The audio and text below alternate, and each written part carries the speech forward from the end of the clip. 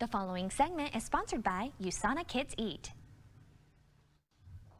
It's a new year, but we still face the challenge of feeding hungry kids in Utah. USANA Kids Eat is dedicated to that cause, and Director Michelle Benedict joins us today to tell us more about it. Michelle, thank you so much for coming back in. Thank you for having me. It's great to be here. We always love having you in. Okay, for those who don't know, tell us what USANA Kids Eat is all about. So we're the nonprofit arm of USANA Health Sciences, and they're global, and so we see a lot of need all over the world.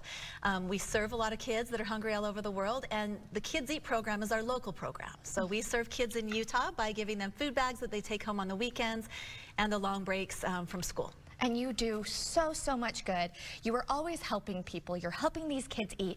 What does it do for the person who's actually doing the service? So the person who is donating, the person who is filling the bags, how does that affect them? Yeah, so we always talk about the kids and how it benefits them, but we seldom talk about how it feels to serve and what it does for you. You know, when you serve alongside others, it bonds you together. So we see so many families bonding when they come in and they serve together.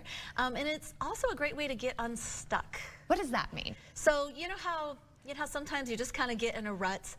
We have a lot of anxiety, we have a lot of depression going on, and it seems like everyone's just kind of in a bit of a rut ever since the pandemic. Yeah. And a great way to get out of that rut is to just get outside of yourself and think of others and serve others, and especially people, children, who can't help themselves. It really makes you feel just better. It gives you a unique kind of balance. I absolutely agree. Us as Fresh Living, we came and helped you last year. Yes. And working together as a team and helping those kids, it really brought us together, and it did, as you say, made us feel unstuck. How does helping others help you become more balanced mentally and physically? Yeah, you know, that's something we think about at the beginning of the year with our resolutions. How can I be more balanced? And it's something that we're always kind of striving for.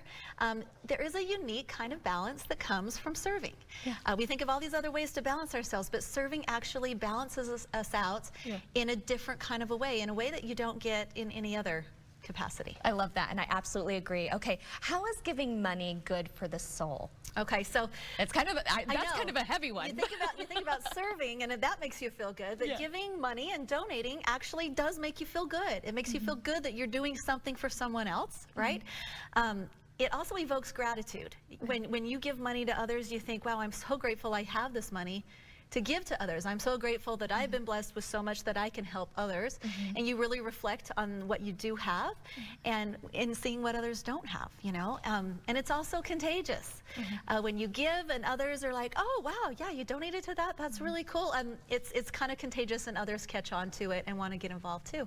So Michelle, I am sure people watching this and are hearing you and they want to help. Where can we go to donate or help? How can people get in on this? Yeah, so there's a lot of different options.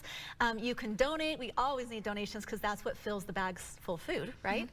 There's always service opportunities, and then we have really neat programs for corporations or families that want to get involved in adopting a school and kind of having a little bit more direct connection with those that they're serving.